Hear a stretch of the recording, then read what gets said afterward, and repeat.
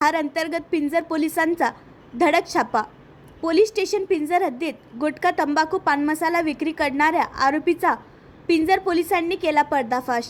Akola police दलातर्फे माननीय police अधीक्षक अजय चांडक अकोला यांच्या मार्गदर्शनाखाली राबवण्यात येत असलेल्या ऑपरेशन प्रहार अंतर्गत अवैध व प्रतिबंधित गुटखा, तंबाखू, पान मसाला विक्री विरोधात प्रभावी कारवाई करण्यात आली आहे। दिनांक 22 एप्रिल 2026 रोजी पोलीस स्टेशन पिंजर हद्दीत वडगाव फाटा येथे प्रतिबंधित गुटखा, तंबाखू, पान मसाला विक्रीकरिता घेऊन जात असल्याची गुप्त माहिती प्राप्त झाली होती। सदर माहितीच्या आधारे कारवाई करण्यात आली।